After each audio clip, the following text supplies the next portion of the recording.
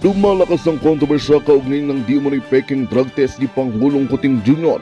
Ayon sa mga lumutang na pulis at ilang doktor, may mga tibay silang ebidensyang magpapatunay na hindi lehitimo ang isinagawang pagsusuri. Ang naturang test ay isinagawa ilang buwan matapos lumabas ang isyu ng umano'y paggamit ng iligal na droga ng Pangulo ay ngayon ay isinasa ilalim na sa masusing investigasyon. Sa isang isinisiwalat na confidential report, ilang tauhan mula sa hanin ng kapulisan at medical sector ang naglabas ng salaysay at dokumentong nagpapakita na ang drug test ay hindi isinagawa sa tamang proseso. Ilan sa kanila ay nagsabing may pre-arranged na resulta bago pa man mangyari ang aktwal na pagsusuri. Ayon sa isang doktor na humiling itago ang kanyang pagkakakilanlan, may direktibo umano mula sa mataas na opisyal na siguraduhing negative ang kalalabasan ng test anuman ang tunay na kondisyon. Dahil dito nananawagan ngayon ang iba't ibang grupo ng isang independe at transparent na investigasyon. Pumalag din ang ilang senador at kwinestyon ang kredibilidad ng mga taong sangkot sa pagsusuri. Hanggang sa ngayon ay wala pang pahayag mula sa Malacanang o sa kampo ni Pangulong Kuting. Patuloy naming babantayan ang pag-usad ng isyong ito para sa katotohanan at hustisya. At yan nga ang balitang ating pakakatutukan. Ngunit bago ang lahat, siguraduhin mag-subscribe at ihit ang notification bell para sa patuloy na pagtutok sa mga sulap ng bagong balita dito lamang sa tunay na boses ng masa.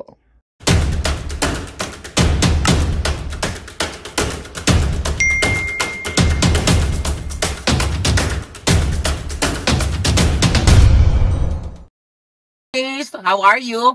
Ang bongga ng aming Beverly Hilton dramatization, ha? May minute kami doon. But anyway, hayaan mo na yon. Hindi natin pag-uusapan yung minute. Ito pag-usapan natin. Yung nilabas ni Dean na police report, magkaiba doon sa inilalabas na may dilaw-dilaw. Maaring tanim kaso yun. Ay, no, tanim kaso, sorry. Tanim ebidensya. Diba?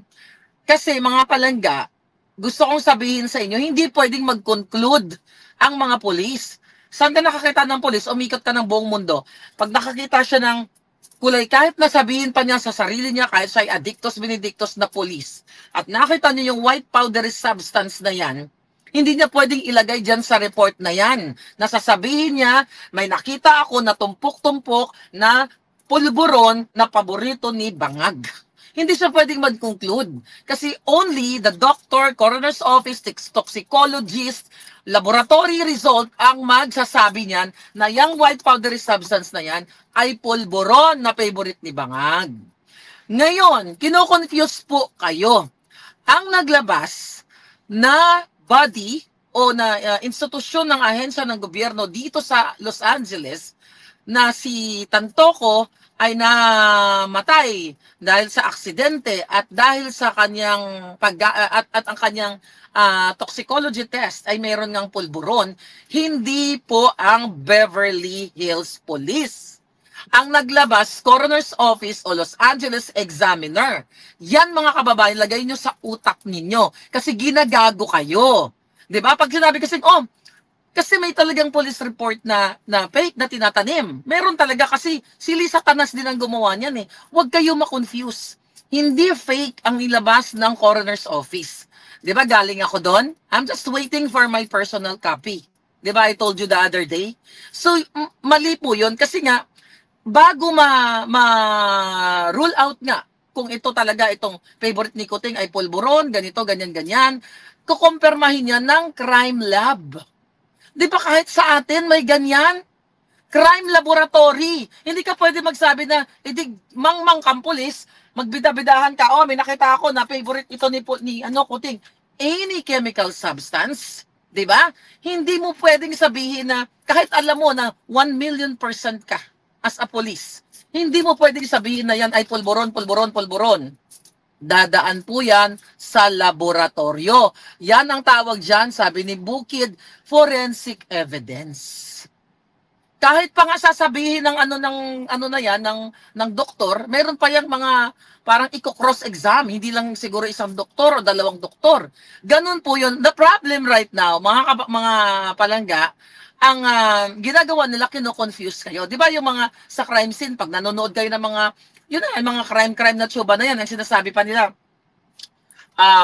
possible pulburon substance. Hindi kailanman magsabarlagay ang polis na merong pulburon content. It's either possible, yun na nga, possible pulburon substance, ano pa ba? Yun know, yung mga ganon, di ba? Mga ganong klaseng, what do you call that? Ano tawag dito? Description. So ngayon, mga palangga, ang sinasabi natin dito sa inyo, ginugulo kayo. Ginagago kayo even ng mga ibang mga media. Mga media, gamitin naman yung utak nyo.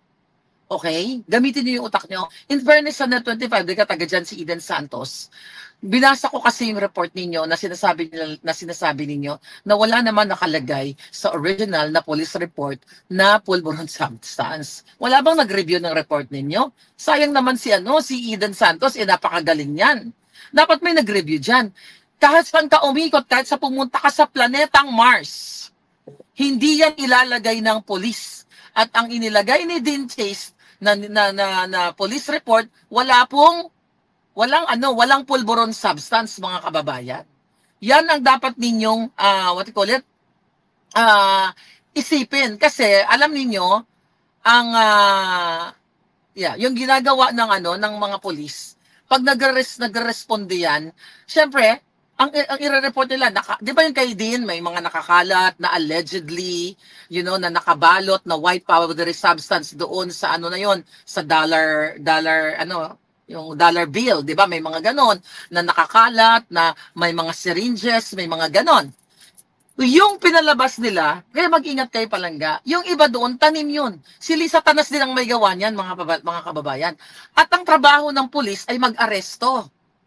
Mag-recover ng mga kung ano man ng mga ebidensya na nakita niya dyan, di ba? Isi-secure niya yung area kung ang crime scene ongoing. Hindi pwede magsabi ang polis, sigurado ako yan, yung white powder substance yan, favorite ni Kuting yan, sigurado ako pulburon yan. Di ba? Yung coroner's report ang mag-determine, tama si Jerpy Laseb, ang coroner's report po, ang doktor, ang laboratory, ang mag-determine kung anong kesehodang chemical substance, foreign objects ang nasa loob ng katawan ni Tantoco. Hindi ang pulis. Aba, kung ganyan, edi kanila na lahat ng trabaho. May kanya-kanya silang tungkulin. Kumbaga, meron, di ba? Kahit sa may tinatawag na chain of command ba? I don't know kung tama yung pagkagamit ko ng term. But anyway, highway, hindi yan. Diyos ko po, kino-confuse kayo. Kasi nga, kung hindi ka marunong, titignan mo tong report na to, ay oo nga, fake nga ito kasi kung matalino ka, oo nga, kasi ang police report hindi talaga naglalagay ng pulburon. Kaso lang, ginagago kayo. Okay? Ginagago kayo ng bangag administrasyon na ito, mga palangga. So, ang eksena natin ngayon, ano tawag dito? Bombahin natin ng bonggang-bongga na sasabihin ninyo, ang police ay hindi pwedeng magdesisyon or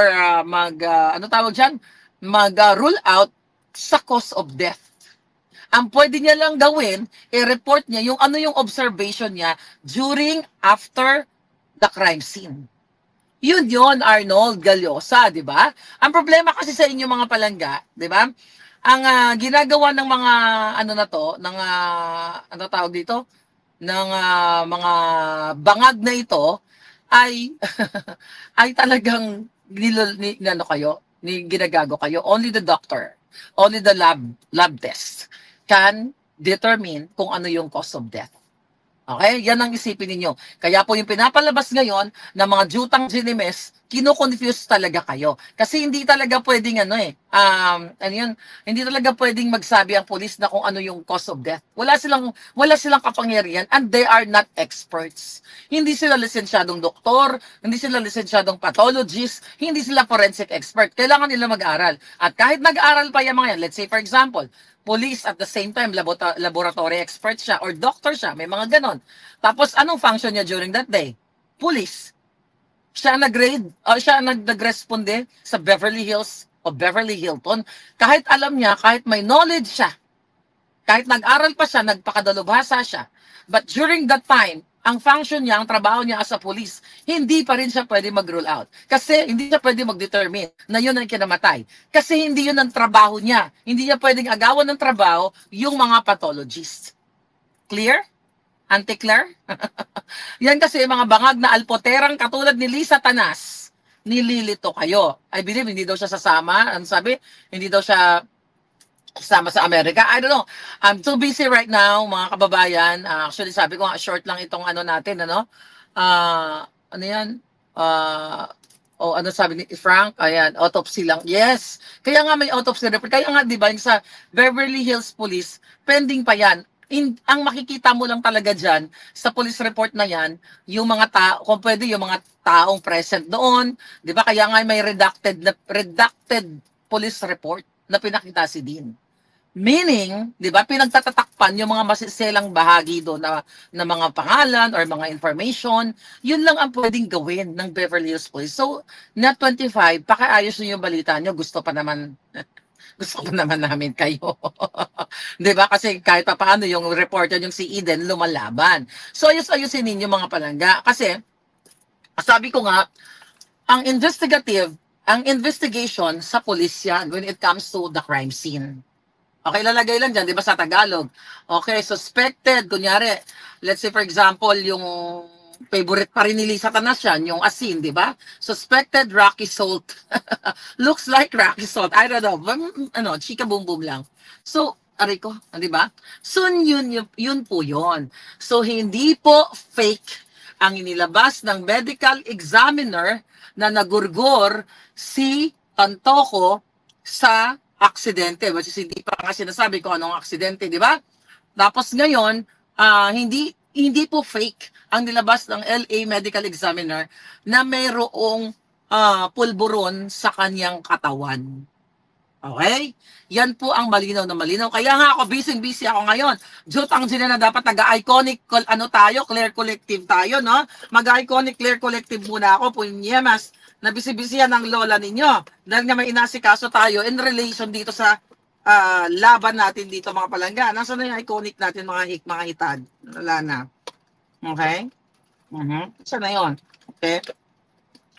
Okay. Kailang ha? Ito na lang. Mag-blush na lang ako. Hindi ko makita yung lipstick. Okay, yan. Mag-iconic muna tayo. Ayan, para may pula-pula. Ayan ha? Mag-iconic Claire Collective muna kayo, mga hitad. As in camera. Ayan. So yun nga. Ano ba mga katanungan? Add effects using hand gesture. Aba, may mga ganito. Okay. Right. Ano pa mga comment nyo? Okay. So, fake daw yung report. Yun na nga, sinagot na natin yun. Hindi yun dapat ang sagutin nilang oh my God. Hindi po fake yung examiner's report. Hindi po fake. At dapat, sabi ko nga nakaraan, dapat mag-open ng investigation ang Senado para panagutin ang mga buwaka ng ina. Okay? Ang mga buwaka ng ina.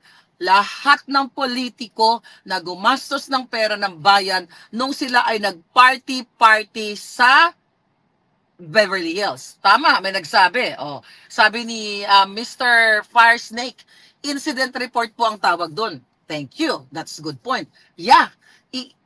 I-report niya yung mga insidenteng nakita niya. Kung ano yung mga may hibla doon, may ganito, may condom ba doon na favorite ng mga alpotera. Well, yung mga ganun ba? Ano yung mga nakita, yung mga anggulo ng crime scene, yun. Kaya, ginugulo yung utak nyo. Okay, ginugulo yung utak nyo. Kasi nga naman, kung makita mo, oo nga, no? Yung police report, oo nga. Hindi naman talaga dapat nilalagay na pulburon yun. Siyempre, kung matalino ka, pero hindi ka rin agad makapag-isip kasi kino-confuse ka nga eh. Yan ang gusto nila, i-confuse tayo. Pero you realize, kahit i-google mo yan i-google mo yan, di ba? Kahit i-google mo yan, hindi mo makikita sa police report na pulburon. Kaya yung nilabas ni Dean Chase is suspected, tama ba? Suspected, it appears, like white powdery substance. I forgot, nandiyan kasi sa phone. So, hindi ko ma-pull out yung hindi ko ma-pull out ang mga record kasi nga busy-busy ng alindog. Pero sana po, naliwanagan kayo. Hindi po fake na may namatay na si Tantoco. Hindi rin po fake na namatay siya sa aksidente daw. Hindi daw, kasi sure na.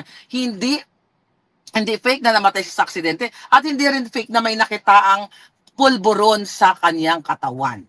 May nagsabi sa akin na in the past few hours, na natanggal yung records sa Los Angeles Examiners website. Actually, I tried it 1 hour ago. Hindi ko nga nakita, pero ngayon bumalik na. I don't know what's going on. Baka may problema lang sa internet or what, pero binalik na uli. Kasi dito naman kasi sa sa Amerika, once na nailagay nila sa website, I don't think na kayang kontrolin ni Butod o ni Bangag, 'di ba? Yung patanggal nila sa kanilang website. Sa Pilipinas kaya nilang tanggalin 'yan.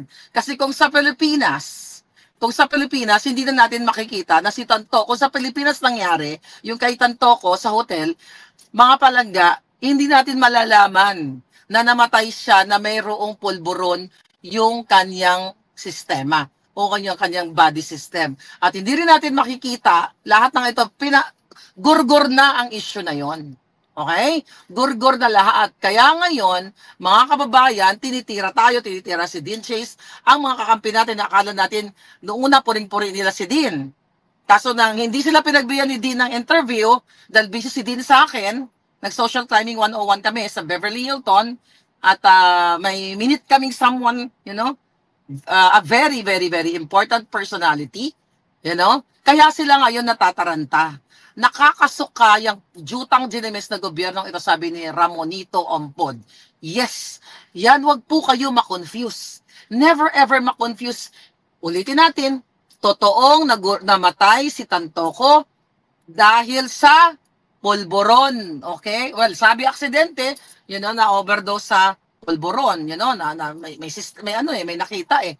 Hindi po fake news 'yon. Okay? Ngayon, nananakot sila. Okay? Nananakot na naman ang mga putang inang bangag na administrasyon. Okay? Masyado nakikita na yung kipay ko dyan. Okay? So ngayon, mga palangga. So ngayon, how are you? nananakot sila. Aming Beverly Hilton dramatization. Diba? Kasi mag-ano na naman kayo. But anyway, Magkaso na naman kayo. Diba last year, July din yun, tinakot ako ng yung nilabas ni Dean na police report, magkaiba doon sa inilalabas na may dilaw-dilaw. Maaring tanim kaso yun. Tanim ebidensya. Diba? Kasi mga palangga, gusto kong sabihin sa inyo, hindi pwedeng mag-conclude ang mga polis. Saan ka nakakita ng polis? Umikot ka ng buong mundo. Pag nakakita siya ng kulay, kahit nasabihin pa niya sa sarili niya, kahit siya ay addictus benedictus na polis, at nakita niyo yung white powdery substance na yan, hindi niya pwedeng ilagay dyan sa report na yan. Nasasabihin niya, may nakita ako na tumpok-tumpok na pulburon na paborito ni Bangag.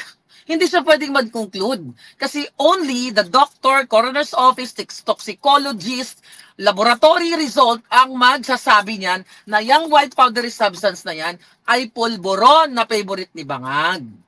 Ngayon, kino-confuse po kayo.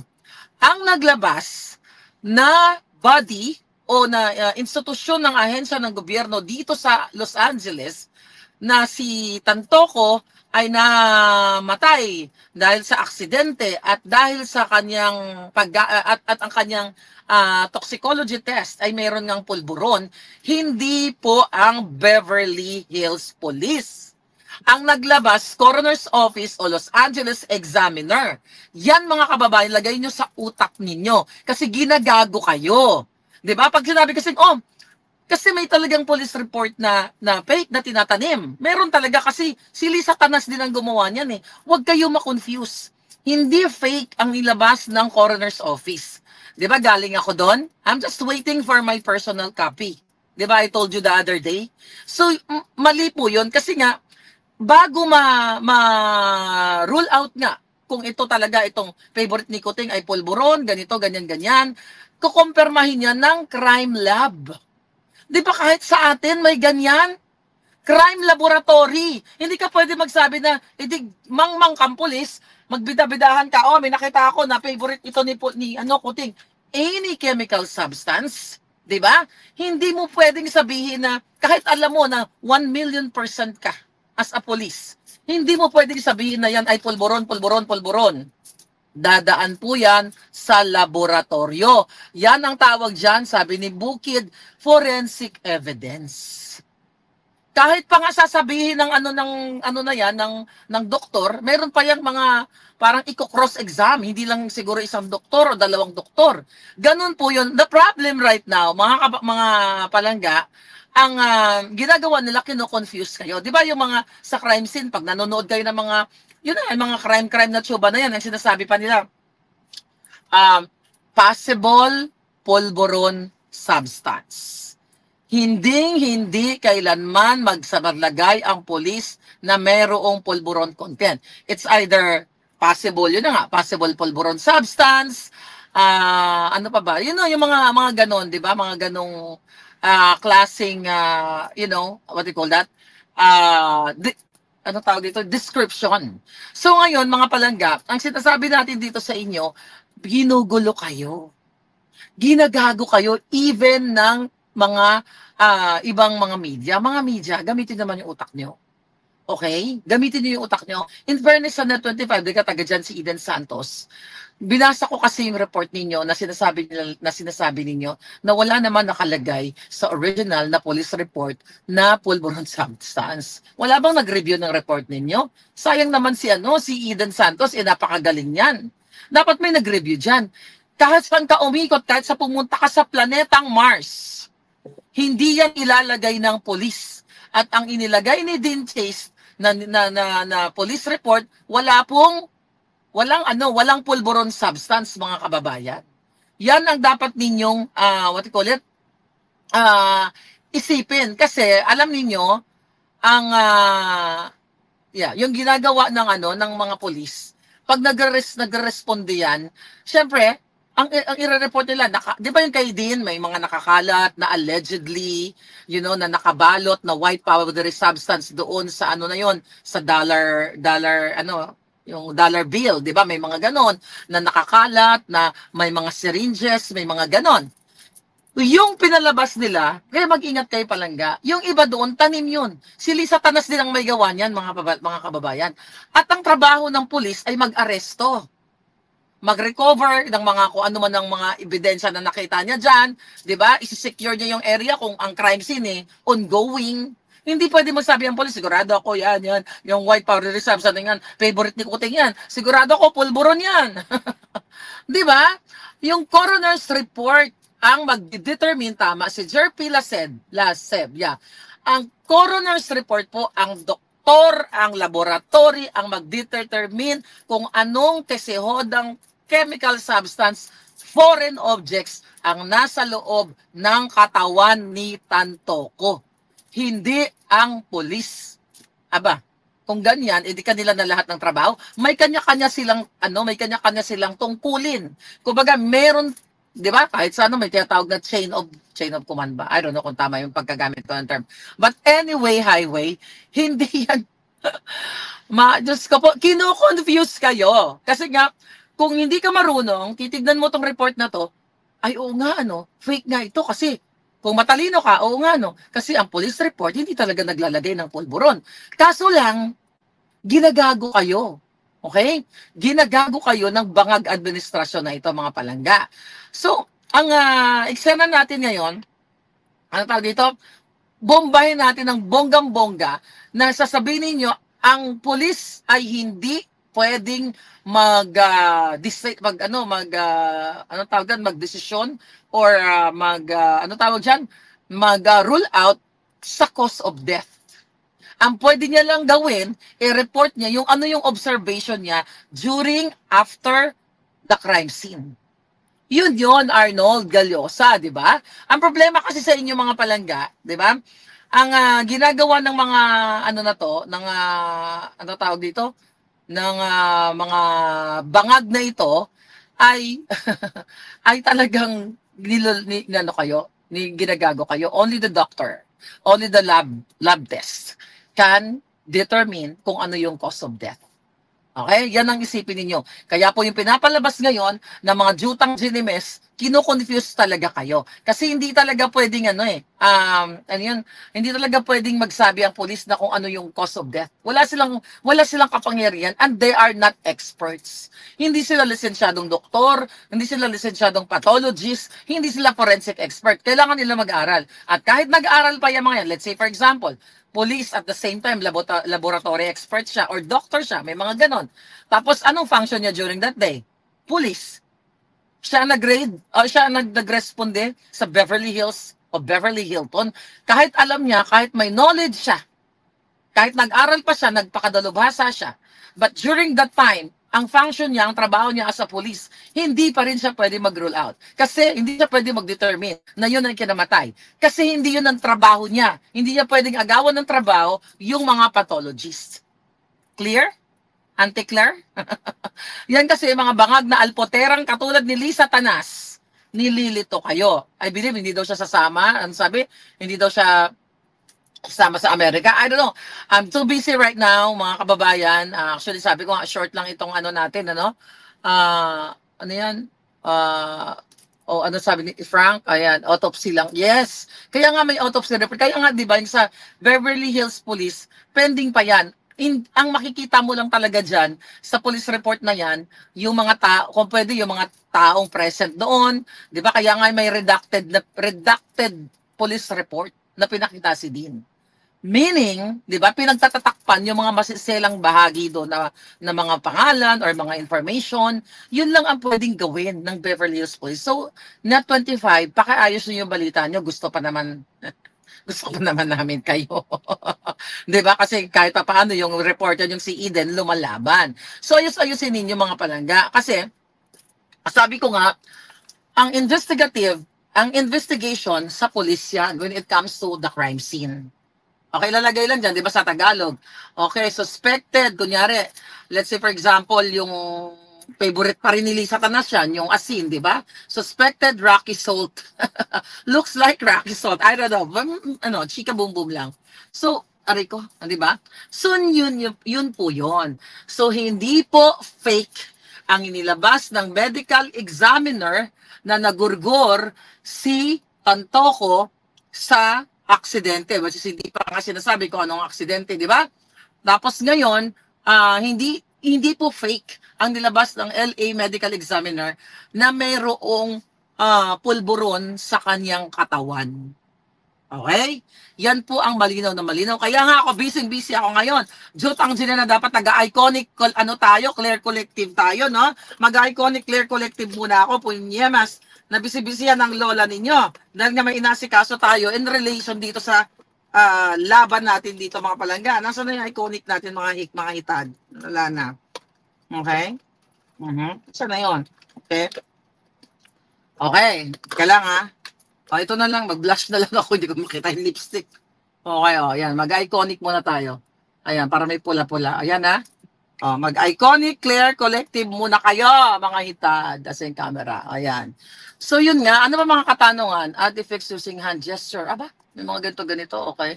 Right, ano pa mga comment nyo? Okay. So, fake daw yung report. Yun na nga, sinagot na natin yun. Hindi yun dapat ang sagutin nilang oh my God. Hindi po fake yung examiner's report. Magandang balita ang hatid namin sa inyo ngayong araw. Sa pagtatapos ng aming balitaan, nagbigay kami ng mga mahalagang impormasyon. Maraming salamat sa pagtutok at pagsuporta sa aming programa. Huwag kalimutang manatili sa mga susunod na araw para sa mga bagong balita at mga kwento na dapat nating abangan. Mula sa Boses ng Masa, magandang araw, Pilipinas!